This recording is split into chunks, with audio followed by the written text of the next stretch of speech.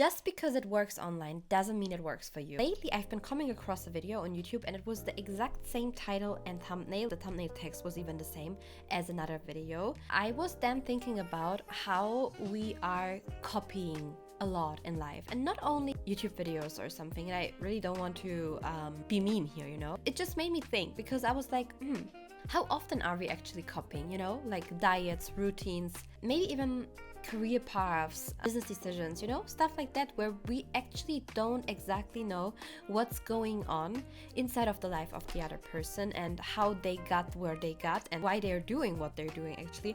And we just see it online and then we try to copy it. So I was like, I think it would be a cool thing to talk about that and to actually give you some examples from myself as well. First of all, if you're first time here, hi, hello, welcome. My name is Yavanna. I'm happy to see you here. If you're coming back, then thank you and welcome back. And let's start into the video. I think my key idea here is that online success hides context, you know? Like, we see the titles on LinkedIn. We see routines that look aesthetic on TikTok. We see diets that promise results on Pinterest.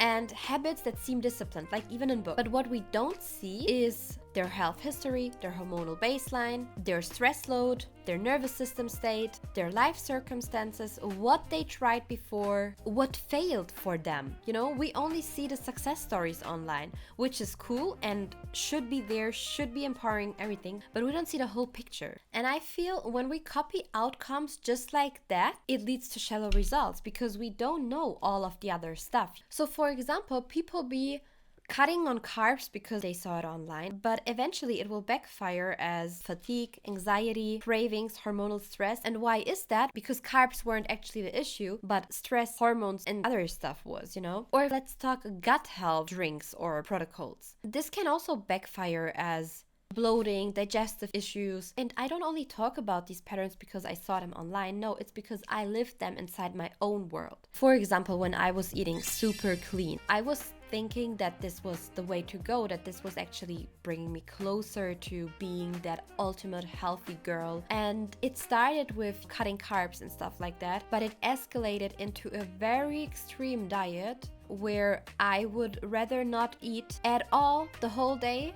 instead of eating something quote unquote not clean. And I was just in fear of eating the wrong things, you know?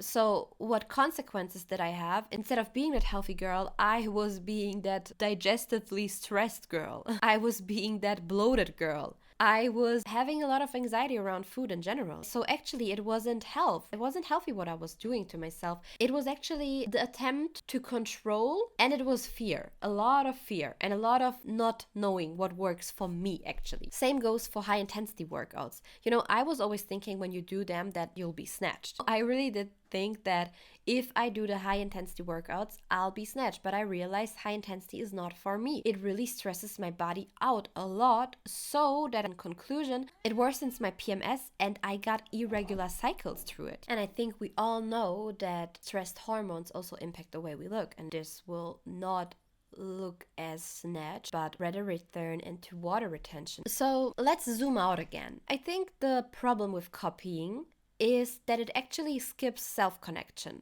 Even though all of these things I did once started with curiosity, rules replaced those curiosity. And instead of that I have listened to myself, I restricted a lot. Instead of having that healthy awareness, I was rather comparing to online results, to anything that I might be seeing online. And I think copying tells you, like if you copy, it tells you what to do, but it never tells you why. Or even if it tells you why, you can never know whether this is actually really working for you if you skip that self-connecting part. So if you're right now in that loop of, you know, copying things from online, here's the 3-step reorientation that I think would help you, because I think the first step is to really start to observe again, you know, like reconnect with yourself. But to reconnect with yourself, you need to observe first and understand. So number one is always to ask for context. So who does this work for? Because for example, some things are even not working for you because of genetics or something, you know what I mean? So it's really important to actually ask, is this actually working for me, or who is this working for, what I'm seeing right now? Also, in what situation? Because sometimes, even though the things might work for us, it might not work in our situation. And the third thing, which is also not to be underestimated, is under what stress load. Because sometimes, even though it might work for us, it might work for our situation, it's maybe just giving us too much stress to really implement that change, to really sustain this. And then again, it might not be the best solution for you at hand.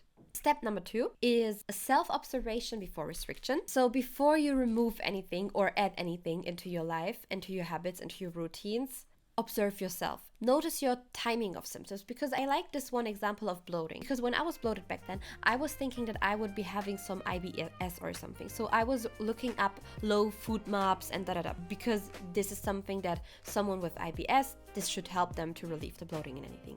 So I was watching this, following through and anything, but it didn't help me. Why? Because I actually didn't have IBS, but it was because I was just bloated before my period.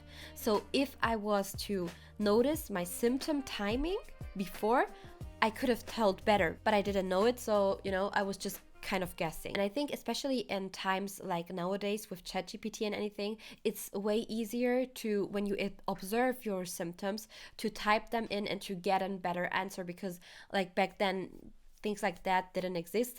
You would Google, obviously, or look through Instagram and anything, but I think nowadays it's even easier, but you need to observe yourself first. I would also tell every lady to really observe your cycle, get aware with where in your cycle you're at, what does it mean for you, and not just over 1 month. Watch this over a whole period. Basically watch it over your whole life, but I feel like if you watch it first over some period of time, you will already see patterns for you. But yeah, for every girly watching this, watch your cycle phases, observe them. Step number 3 is self-trust over trends. You should trust what you observe rather than trusting what is outside. For example, I have a friend, and you know that everyone swears by ashwagandha and that it helps by everything. And my friend is just saying, you know what? Ashwagandha isn't helping me at all. This for me is like true wisdom. When everyone is telling ashwagandha, you should go and buy some ashwagandha to heal your nervous system, to get rid of your PMS symptoms and everything. She's saying, no, it didn't help me, and she's trusting herself over internet advice. I know that it takes a time to get there, but it's definitely worth it. And I think it's something that I want to be on my whole life. I want to be on this journey of always remembering that I can trust myself, because I feel like this is very easy to forget. Self-observation gives you information. Self-trust gives you the permission to act on it. And I think this is extremely beautiful and extremely powerful as well. What I want you to take away today is that copying is not failure, because if you have copied in the past, so did I, and so I still do, probably, in things, it's often actually the first step towards self-observation and then towards self-trust. And only staying disconnected is the problem, not the copying itself, because so many things on the internet that we can actually learn from as well. And some things might even work for us. So I'm not saying that copying is a bad thing, but I'm saying copying without asking questions, copying without connecting this with yourself or observing how it works for you is a bad thing. If you've ever followed advice that made you feel worse, you're not alone. I think we all did at some point, or at least a lot of us. And if you're learning to trust your body, then I am here. I'll be happy to welcome you again. Subscribe to my channel and let's start to feel home in our bodies every day of the month. Thank you so much for watching, and I hope this helped.